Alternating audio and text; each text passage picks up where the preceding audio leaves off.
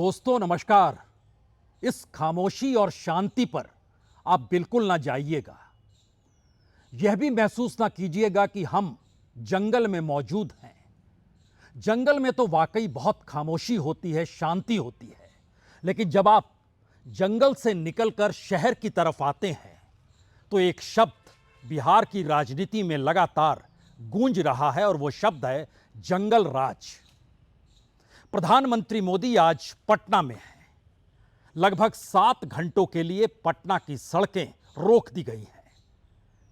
यह वही सड़क है जहां एक वक्त जयप्रकाश नारायण आंदोलन के लिए निकले थे और सच तो यह भी है कि आज प्रधानमंत्री जिस इलाके से अपना रोड शो करने रहे हैं उस जगह पर जयप्रकाश नारायण का घर चंद फरलांग की दूरी पर। लेकिन बिहार के भीतर प्रधानमंत्री मोदी अगर 3 किलोमीटर की यात्रा करेंगे और उसका अंत गांधी मैदान के पास उद्योग भवन में होगा तो एक क्षण के लिए यह भी जान लीजिए, बिहार की राजनीति को लेकर बड़ा कटाक्ष एक वक्त इंदिरा गांधी ने किया था। मौजूदा वक्त में बिहार की परिस्थितियों को लेकर जंगल राज का जिक्र बार बार प्रधानमंत्री मोदी करने से चूक नहीं रहे हैं। राजनीति कहां चूकती है और सियासत कहां पर आपको बांधती है, शायद आज इस जगह पर खड़े होकर इसलिए इसे महसूस किया जा सकता है क्योंकि जंगल राज बीते 8 से 9 दिनों में चुनाव के ऐलान के बाद कैसे बिहार की सड़कों पर, बिहार के गांव में, बिहार के चुनाव प्रचार के बीच गूंज रहा है, यह वाकई अपने आप में बीते 20 बरस में जितने भी चुनाव हुए उससे हटकर है। यह हटकर इसलिए भी है क्योंकि एक उम्मीदवार जेल में चला जाता है, एक स्टार प्रचारक की रैली पर हमला हो जाता है, एक पुलिस वाला मारा जाता है, एक पिता और उसका बेटा गोलियों से छलनी कर दिया जाता है, एक होटल का वेटर घायल हो जाता है। तमाम जगहों पर गोलियां चल रही है उस वक्त जब 1-2 नहीं बल्कि 1,500 पैरामिलिट्री फोर्सेस की कंपनियां बिहार में तैनात है। 50 से ज्यादा आईएएस अधिकारी, आईपीएस अधिकारी, चुनाव बिल्कुल शांतिपूर्ण तरीके से हो और यह मैसेज देश दुनिया में ना जाए, यहां तक कि बिहार में भी ना जाए कि दरअसल कोई जंगल राज भी चीज होती है। बिल्कुल नहीं। और इन सब के साथ साथ चुनाव आयोग का खर्चा बिहार चुनाव को लेकर पहली बार बढ़ चुका है। 2 चरणों में चुनाव जरूर हो रहा है, लेकिन उसके भीतर की हकीकत बिहार की राजनीति को थाम कर अपने अनुकूल करने की जो सोच बीजेपी ने पाली और प्रधानमंत्री मोदी के पहुंचने से पहले बीजेपी के नेताओं का यह राग बड़ा होता चला गया कि प्रधानमंत्री तो बिहार से प्यार करते हैं, बिहार वासी उनसे प्यार करते हैं। और इस बात का जिक्र कोई दूसरा शख्स नहीं बल्कि महाराष्ट्र के मुख्यमंत्री पटना पहुंचकर कर रहे हैं। इस बात का जिक्र लखनऊ से चलकर आए डिप्टी सीएम कर रहे हैं। यह मैसेज क्या है? हमें लगता है सरकार के किताबों में, थानों के एफआईआर में जो नाम और जो घटनाएं दर्ज है, पहले उसको आप एक क्षण के लिए परख लीजिए, समझ लीजिए। क्योंकि 30 अक्टूबर को दुलार चंद यादव आरजेडी के, उनकी हत्या कर दी गई। जी नहीं, दुलार चंद यादव आरजेडी के एक वक्त थे, एक वक्त वो जनता दल यूनाइटेड के साथ भी थे, लेकिन इस वक्त वो जन स्वराज पार्टी के प्रचार के लिए निकले थे और सामने खड़े हो गए जनता दल यूनाइटेड के नेता अनंत सिंह। और कल आधी रात को उनको गिरफ्तार कर लिया गया। गिरफ्तार सिर्फ इसलिए किया गया क्योंकि प्रधानमंत्री आज रोड शो के लिए पटना पहुंचे हैं। तो प्रधानमंत्री मोदी को तो यह कहना पड़ेगा कि दरअसल यह जंगल राज नहीं, कानून का राज है, इसीलिए तो हत्यारे को तुरंत गिरफ्तार कर लिया गया, जिसका जिक्र तमाम नेता कर रहे हैं। यानी हत्या मायने नहीं रखती है, गिरफ्तारी हो गई ये मायने रखती है। और यह बात हर नेता के जुबान पर जो सत्ताधारी है। लेकिन बात यहीं रुकती और ठहरती नहीं है। 31 अक्टूबर को प्रमोद कुशवाहा, 45 साल के, उनका बेटा प्रियांशु कुशवाहा भोजपुर में उनकी हत्या हो जाती है। 30 अक्टूबर को एएसआई अनिरुद्ध कुमार सिवान में उसको मार दिया जाता है। 24 अक्टूबर को विवेकानंद प्रसाद जो बीजेपी के नेता हैं, वकील हैं, भागलपुर में उन पर गोली चलती है, वो घायल हो जाते हैं। 31 अक्टूबर को रोहतास में गोली चलती है, होटल का वेटर घायल हो जाता है। 29 अक्टूबर को शैलेंद्र की हत्या होती है लखीसराय में। 27 अक्टूबर को मंटून सहनी समस्तीपुर में उसकी हत्या कर दी जाती है। 24 अक्टूबर को विकास कुमार जो पटना सिटी में है, उसको गोली मार दी जाती है। अब आपके जहन में एक सवाल जरूर होना चाहिए, 50 से ज्यादा आईएएस और आईपीएस अधिकारी, 1,500 से ज्यादा पैरामिलिट्री फोर्सेस की कंपनियां, देश के अलग अलग 6 राज्यों से स्टेट लेवल के सिक्योरिटी गार्ड, और इन सब के बीच प्रधानमंत्री आकर अगर ये नारा लगाते हैं कि हमें जंगल राज से मुक्ति चाहिए, तो क्या वाकई जंगल राज के दायरे में हत्याएं नहीं आती हैं? और जो व्यक्ति जेल भेजा गया, जिसकी गिरफ्तारी हुई है, वो शख्स पैरोल पर छोड़ा गया था, बाहर आया था। तो क्या यह कोई कह सकता है कि नीतीश कुमार के दौर का जंगल राज और लालू यादव के दौर का जंगल राज, बिहार तो दोनों परिस्थितियों के बीच जाकर फंस चुका है। कांग्रेस तेजस्वी के साथ खड़ी है, बीजेपी जनता दल यूनाइटेड यानी नीतीश के साथ खड़ी है। बचा कौन? जो बचा है वो चिल्ला चिल्ला कर कह रहा है कि देखिए, एक वक्त अपराधियों का जंगल राज था, इस वक्त अधिकारियों का जंगल राज है। आज बात उसी से शुरू की जाए। नाम है प्रशांत किशोर। जिस कानून व्यवस्था के नाम पर लालू जी के जंगल राज को हटाकर लोगों ने नीतीश जी की व्यवस्था बनाई थी, पिछले 4-5 सालों से आप देख रहे हैं कि बिहार में करीब करीब वही स्थिति बन गई है जो पहले थी। अपहरण, हत्या, रंगदारी वगैरह तो उतना नहीं है जितना लालू जी के टाइम में था, लेकिन जो अधिकारियों का राज है, अधिकारी जो हैं वो बिल्कुल बेलगाम हैं। तो इसीलिए लोग हमको, जब हम पदयात्रा कर रहे थे तो लोगों ने बताया कि लालू जी के राज को अगर अपराधियों का जंगल राज कहा गया तो नीतीश जी के राज को अधिकारियों का जंगल राज कहना गलत नहीं होगा। बिहार की राजनीति के असल पेंच को समझने वाले जानते हैं कि बिहार की राजनीति में किसी बाहुबली की गिरफ्तारी सिर्फ एक सीट पर मायने नहीं रखती है। दरअसल अनंत सिंह जो जनता दल यूनाइटेड के उम्मीदवार हैं, वो भूमियार हैं। जिनकी हत्या हुई है वो यादव हैं, लेकिन यादवों की पार्टी के तौर पर पहचान तेजस्वी यादव की है, जो उनके साथ नहीं है। यह अलग मसला है कि एक वक्त लालू यादव की सत्ता थी, दुलार चंद यादव को पटना में फ्लैट मिल गया था, टेलीविजन मिल गया था, गाड़ी मिल गई थी। 1990 में जब नीतीश कुमार बाढ़ से चुनाव लोकसभा का लड़ रहे थे तो उन्होंने दुलार चंद यादव से ही मदद मांगी थी, क्योंकि दुलार चंद यादव की पहुंच पकड़ पिछड़ों के बीच जबरदस्त है, बड़ी मदद करते हैं उस इलाके के लोग, बाखूबी ये कहने से चूकते नहीं हैं। लेकिन बिहार में राजनीति का मतलब ताकत है, ताकत का मतलब बाहुबल है, बाहुबल का मतलब वो प्रभाव है जिसके आश्रय कम से कम उस पूरे इलाके में राजनीतिक दबदबा होता है। और उस राजनीतिक दबदबे को तोड़ने के लिए क्या वाकई बीजेपी इस बार प्रधानमंत्री मोदी के आश्रय ही खड़ी है, या फिर चुनाव आयोग के आश्रय खड़ी है? क्योंकि चुनाव आयोग निशाने पर खुले तौर पर तेजस्वी यादव के आ चुका है। बीजेपी अपने तौर पर अपनी राजनीति को साधने के लिए खुल्लम खुल्ला प्रधानमंत्री मोदी के पीछे खड़ी है। तब यहां पर एक नया सवाल है, क्या वाकई नीतीश कुमार के आगे पीछे कोई है या नहीं है? और अगर है या नहीं है तो अब आप पूरे बिहार के एक परिदृश्य को लाइए। आरजेडी को लगने लगा यादव एकजुट है, साथ में मुसलमान है, एमवाय समीकरण बिहार में चल गया तो फिर आरजेडी की सत्ता को कोई रोक नहीं सकता है। लेकिन यहां पर एक और सवाल है, भूमियार सहानुभूति लहर के साथ, अनंत सिंह के साथ है तो जनता दल यूनाइटेड के साथ है।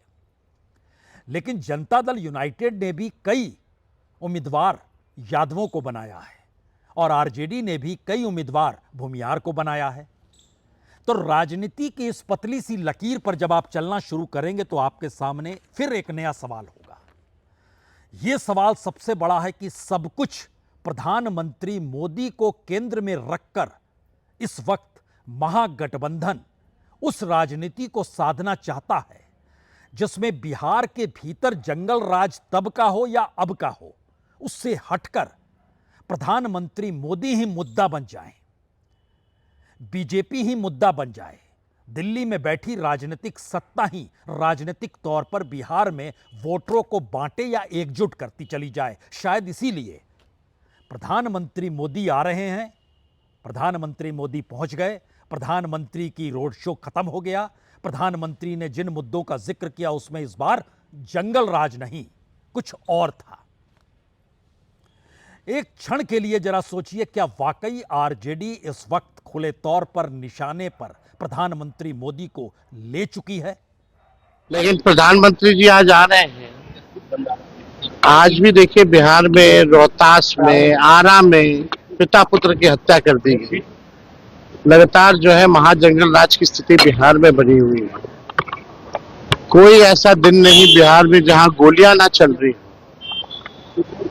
ये प्रधानमंत्री जी को नहीं दिखता है। गोलियों की तड़तड़ाहट से दहल उठा है पूरा बिहार, चाहे सिवान में एसआई की हत्या हो, आरा में 2 लोगों की हत्या हो, रोहतास में हो, मोकामा में हो, ये गुंडा राज है।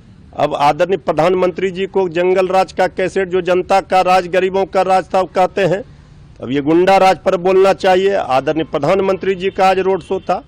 अगर विपक्ष के निशाने पर प्रधानमंत्री मोदी हैं तो बीजेपी के पास रास्ता क्या होगा? 101 सीटों पर बीजेपी के उम्मीदवार खड़े हैं। बीजेपी जानती है अपने बूते सत्ता में आ नहीं सकते हैं, लेकिन उसके सामने मुद्दा या उसकी जरूरत नीतीश कुमार से ज्यादा प्रधानमंत्री मोदी के चेहरे को बचाने की होगी। शायद इसीलिए आज सुबह से ही प्रधानमंत्री मोदी के लिए अलग अलग राज्यों के मुख्यमंत्री, डिप्टी सीएम, तमाम बड़े नेता, तमाम बड़े प्रवक्ता दिल्ली से जहाज भर भर कर पटना जो पहुंचे, क्योंकि रोड शो बिहार में होने वाला है और एक ही चेहरा बीजेपी के पास है। सियासत साधनी हो, सत्ता में रहना हो, सत्ता में बने रहना हो, कानून का राज सत्ता के हिसाब से चले, जिस परिस्थिति इस देश ने इस दौर में देखी है वो अपने आप में शायद सबसे बड़ा सवाल है। जिस देश के भीतर संवैधानिक संस्थान कुंद होते चले जाएं या सत्ता के इशारे पर काम करते नजर आएं, तो क्या उससे बड़ा कोई जंगल राज हो सकता है?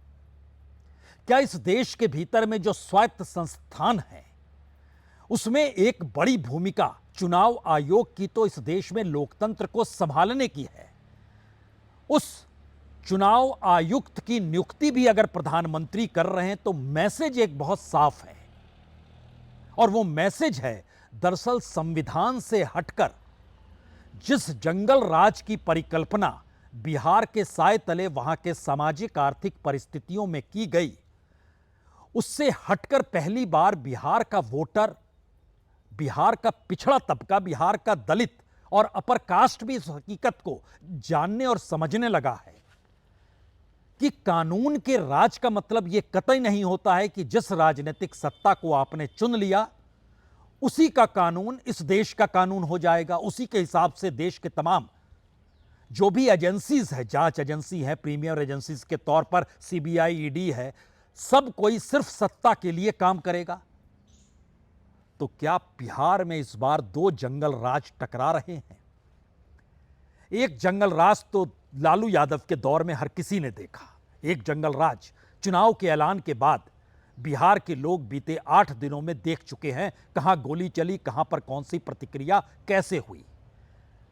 और 24 घंटे तक ना एफआईआर थी, ना गिरफ्तारी थी, लेकिन प्रधानमंत्री मोदी पटना आ गए तो उससे पहले हर हाल में बाहुबली अनंत सिंह की गिरफ्तारी होगी। वही जो जेल में था, जिसको पैरोल पर निकाला गया, और पैरोल पर निकालने की परिस्थिति और भी बड़ी कतार में है। उसके होते होते बात आ गई कि नहीं, अनंत सिंह को जमानत मिल गई। क्या बिहार के भीतर यह राजनीतिक प्रयोग कहीं राष्ट्रीय तौर पर आने वाले वक्त में तो नहीं गूंजेगा? क्योंकि यह राजनीतिक प्रयोग खुले तौर पर बताता है कि जंगल राज का मतलब होता क्या है। जंगल राज का पहला मतलब संविधान खत्म होना होता है। उसका पहला मतलब राजनीतिक सत्ता का संविधान की परिभाषा अपने लिहाज से गढ़ना होता है। और उन सब के बीच बिहार उस पायदान पे खड़ा था जहां कानून का राज राजनीतिक सत्ता ने अपने हाथों में ले लिया और राजनीतिक सत्ता बचाने के लिए बाहुबलियों को आगे खड़ा कर दिया। लेकिन नई परिस्थिति में अगर इस देश के संवैधानिक संस्थान ही बाहुबली की भूमिका में आ जाएं तो क्या होगा? शायद इसीलिए प्रधानमंत्री एकमात्र चेहरा है और उस चेहरे को बचाने के लिए देश भर के 1 दर्जन मुख्यमंत्री पटना के भीतर मौजूद हैं। जो हैं, सुनिए उनकी बात। माननीय प्रधानमंत्री जी को लेकर के बिहार नहीं पूरा भारत उत्साहित रहता। उनके आगमन से एनडीए के प्रत्याशियों को बहुत फायदा होगा और हमारी जीत का अंतर लगातार बढ़ता जाएगा। मोदी जी के दिल में बिहार है और बिहारियों के दिल में मोदी जी है, तो मुझे ऐसा लगता है कि ये जो रिश्ता है, ये रिश्ता बहुत गहरा रिश्ता है और प्रधानमंत्री जी का बहुत बड़ा स्वागत आज बिहार में और पटना में होगा। तो चाहे अनचाहे प्रधानमंत्री के केंद्र में बिहार है और बिहार चुनाव के केंद्र में प्रधानमंत्री मोदी की मौजूदगी है। आप भूल गए, हम जिक्र कानून का कर रहे हैं, हम जिक्र जंगल राज का कर रहे हैं। और इस पूरी प्रक्रिया के भीतर हत्या हो जाए वह मायने नहीं रखता है, हत्या के बाद गिरफ्तारी हो जाए यह मायने रखता है कि कानून का राज तो इसे कहते हैं। लेकिन जरा कल्पना कीजिए, जो राजनीतिक सत्ता अपना बचाव कर रही हो, उसी राजनीतिक सत्ता के नेता अगर यह कहें कि वाकई ऐसी स्थिति आ गई, तो जरा कल्पना कीजिए जो लोग ये काम कर रहे हैं अगर उनकी सत्ता आ जाएगी तो क्या होगा? आप दोराहे पर खड़े हैं। यह ऐसा दोराहा है जिसमें विपक्ष के ऊपर आरोप लग रहे हैं और विपक्ष अगर सत्ता में आ जाएगी तो जंगल राज आ जाएगा। और जो सत्ता में है उस दौर की हर घटना कोई मायने नहीं रखती है कि जंगल राज से उसके कोई ताल्लुकात भी हैं। और इन दोनों घटनाओं को देखना बड़ा रोचक है। इसलिए रोचक है क्योंकि बिहार में बीजेपी के प्रदेश अध्यक्ष हों या फिर उत्तर प्रदेश के डिप्टी सीएम हो, दोनों का कहना है देखिए कानून का राज तो बिहार में है। इसीलिए शायद यह बात पहले सुननी चाहिए। बिहार में कानून का राज है और पुलिस को पूरा अधिकार है कि दूध का दूध, पानी का पानी, जो भी उचित न्याय देना है उसके लिए पुलिस अपना कार्रवाई करने के लिए फ्री रहती है। ये कानून व्यवस्था चुस्त और दुरुस्त है। यह दुखद और दुर्भाग्यपूर्ण दौरान चुनाव इस प्रकार की घटना घटित हुई है, उसमें उनके खिलाफ मुकदमा लिखाया गया और पुलिस ने उनकी गिरफ्तारी की। ये स्पष्ट संदेश है कि श्री नीतीश कुमार जी के नेतृत्व की सरकार में कोई पक्षपात नहीं होता है, न्याय होता है। तो कानून का राज है, चुनाव पारदर्शी होंगे, चुनाव आयोग लगा हुआ है। पिछले चुनाव की तुलना में उसका बजट बिहार को कराने में के लिए लगभग 22% बढ़ चुका है। बिहार में वोटिंग से पहले जितनी बड़ी तादाद में पैरामिलिट्री फोर्सेस की मौजूदगी है और अलग से, बिल्कुल अलग से इस बार चुनाव आयोग ने देश भर के अलग अलग राज्यों के आईएएस आईपीएस अधिकारियों को बिहार में नियुक्त किया है। 50 से ज्यादा आ चुके हैं, 50 से ज्यादा और अब आ रहे हैं। इन सारे मैसेजेस के बीच एक ही तो मैसेज है कि देखिए ये दौर कितना शानदार है। लेकिन एक क्षण के लिए जरा कल्पना कर लीजिए कि बिहार में बीजेपी के ही सांसद अगर ये कहें कि मैं डुमराव जा रहा था, रास्ते में विपक्ष की पॉलिटिकल पार्टी ने जिस तरीके से हम पर हमला कर दिया, उसके बाद तो मुझे वहां से निकलना पड़ गया और मैंने शिकायत पुलिस थाने में दर्ज करा दी। पुलिस ने शिकायत दर्ज कर ली। मोकामा टाल पे जो हत्या हुई थी उसके बाद पुलिस ने तुरंत कोई एफआईआर दर्ज नहीं की थी। बाद में पुलिस सक्रिय हो गई क्योंकि सबको पता था कि अनंत सिंह नीतीश कुमार के करीबी हैं। और यहां भी सबको पता है कि दरअसल बीजेपी के सांसद मनोज तिवारी डुमरांव में जब चुनाव प्रचार के लिए निकले तो क्या कुछ हुआ। इन दोनों परिस्थितियों के बीच फिर एक क्षण खड़े हो जाइए और खुद मनोज तिवारी को सुनिए। सांसद हैं बीजेपी के, बता रहे हैं क्या कुछ हुआ है और इतनी बड़ी तादाद के साथ चुनाव आयोग शांतिपूर्ण तरीके से और आने वाले वक्त में चुनाव को लेकर जो ताल ठोक रहा है उसमें अब सवाल वोटर लिस्ट या एसआईआर का नहीं है, यह बिहार के भीतर की उस राजनीतिक कुलबुलाहट की पहचान है जो राजनीति धीरे धीरे बीते 20 वर्षों में गायब हो गई और कल बहुत मासूमियत के साथ और बड़े निरीह होकर ये कहने से नीतीश कुमार चूके नहीं, बड़ी मेहनत मैंने की है, बिहार को पटरी पर लेकर आया हूं, लेकिन एक झटके में ऐसी स्थिति फिर से हो गई और नीतीश कुमार के बिहार के नाम दिए गए संदेश के 24 घंटों के भीतर हो गई। मनोज तिवारी को सुनिए। ऐसी किसी सिचुएशन को अवॉइड करने के लिए हम अपने ड्राइवर को बोल के गाड़ियों को तेजी से भगा के निकले, लेकिन जब हम गाड़ी तेजी से निकाल के वहां से भागे तो ये लोग 150 मीटर तक लगभग इन लोगों ने अपने झंडे के डंडे को लाठी की तरह बना के हम लोगों को दौड़ाए। मैं चुनाव आयोग से प्रार्थना करता हूं, मैं व्यवस्था से प्रार्थना करता हूं और मैं महागठबंधन के नेताओं से प्रार्थना करता हूं कि ये कौन सा व्यवहार है आपका चुनाव लड़ने का। विरोध करने पर उनको मारना, गाली देना, दौड़ाना, ये सरासर अपराध है और ये आज डुमरांव विधानसभा में हमारे साथ, हमारे प्रत्याशी के साथ हुआ है। हमने कंप्लेन कर दिया है, एसपी साहब को बात कर ली है, चुनाव आयोग को हमने कंप्लेन भेज दिया है। कहाँ है चुनाव आयोग? चुनाव आयोग मर गया है क्या चुनाव आयोग का कानून केवल विपक्षी लोगों के लिए, सत्ता पक्ष के लोगों के लिए कोई कानून नहीं है? चाहे वो हत्या करे या कुछ भी करे, रंगदारी करे, कोई कानून नहीं रह गया है। मैसेज है क्या, और मैसेज क्या वाकई इतना बड़ा है जो बिहार में एक पॉलिटिकल ट्रांसफॉर्मेशन को देख रहा है, या फिर बिहार के भीतर की राजनीति पहली बार वापस उसी राजनीतिक जमीन पर लौटने के लिए कुलबुला रही है जिस राजनीति को इस देश ने इस दौर में डबल इंजन की सरकार या दिल्ली की राजनीतिक सत्ता के आईने तले देखा है। 3 सवाल सबसे बड़े हैं। पहला सवाल, बिहार की सामाजिक आर्थिक परिस्थितियों से कैसे निकला जाए, यह बिहार के वोटरों के सामने सबसे बड़ा सवाल है। बिहार की राजनीति में बाहुबलियों का जो प्रभाव है, वो बाहुबली राजनीतिक तौर पर सत्ता के साथ उसी तर्ज पर खड़े रहते हैं जैसे इस देश के बड़े कॉरपोरेट दिल्ली की राजनीतिक सत्ता के साथ खड़े होते हैं। और यहीं से पहला सवाल निकल कर आता है कि इस देश ने जब आर्थिक परिस्थितियों के आश्रय असमानता और कॉरपोरेट और सत्ता की यारी को बाखूबी देखा है, तो कॉरपोरेट से बड़ा बाहुबली और राजनीतिक सत्ता के साथ उसका नेक्सस, क्या वो बिहार की सामाजिक आर्थिक परिस्थितियों में वहां के बाहुबली, वहां की राजनीति, वहां पर कानून का राज खत्म करने की परिस्थिति, इन दोनों में एक अंतर देखता है, या फिर बिहार अभी भी उसी कालखंड में जी रहा है जिस कालखंड में 70 के दशक में यह देश चल रहा था और इस दौर में पैसा, पूंजी, राजनीति सब कुछ जो बदल दिया गया, उसके बाद की परिस्थिति ने यह जतला दिया कि दरअसल बिहार बहुत पिछड़ा हुआ है। यह पहला सवाल है, क्या वाकई बिहार सामाजिक आर्थिक तौर पर पिछड़ा हुआ है, या इस बार वह दिल्ली के उस जंगल राज पर उंगली उठाने के लिए मजबूर हो गया है कि अभी तक आप हम पे निशाना साधते थे, कभी आपने अपने गिरेबान में झांक कर देखा? यह पहला सवाल है।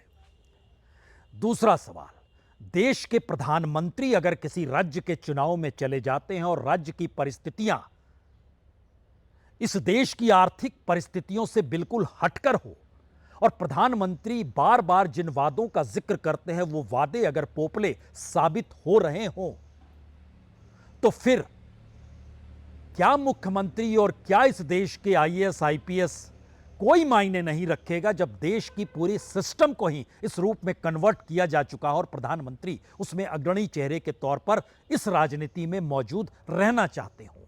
तो दूसरा सवाल, क्या यह देश बिहार के फेल्योर पर रोना रोए, या प्रधानमंत्री मोदी ने जिस तरीके से इस देश की राजनीति को साधने की कोशिश प्रधानमंत्री की कुर्सी पर बैठकर की, आज उसका सवाल बिहार उठा पाएगा क्या? और तीसरा सवाल उस राजनीतिक परिवर्तन से जुड़ा है जिसमें एक आवाज राहुल गांधी हाथ में संविधान लेकर उठाते हैं। दूसरा सवाल नीतीश कुमार सुशासन के जरिए लालू यादव की राजनीतिक सत्ता को याद करके अपने सुशासन व्यवस्था को सामने रखते हैं। तीसरा सवाल बीजेपी राष्ट्रीय पार्टी और अत्यधिक पूंजी से लैस होकर बिहार में परिवर्तन का ऐलान जिले दर जिले, इंडस्ट्री से लेकर मेडिकल हब और स्कूल खोलने तक से लेकर जो बिहार की आय है प्रति व्यक्ति की, उसमें 10 गुना से ज्यादा का इजाफा करने का वादा करके चली जाए। यानी तीसरा सवाल वह राजनीतिक मजाज है जो राजनीतिक उपहास भी करता है और पॉलिटिकल ट्रांसफॉर्मेशन की दिशा में बिहार के वोटर अगर अगुवाई करने लग जाएं इस देश की, तो बिहार का चुनावी फैसला शायद इस देश के लिए एक मील का पत्थर साबित हो सकता है। और यही वो सवाल है जो बिहार के चुनावी गणित के बीच में आकर इसलिए खड़ा है क्योंकि आप बिहार में किसी भी मुद्दे को उठाएंगे, उस मुद्दे के कटघरे में हर राजनीतिक दल आपको खड़ा हुआ नजर आएगा। फिर आप करेंगे क्या? बहुत बहुत शुक्रिया, बहुत बहुत शुक्रिया।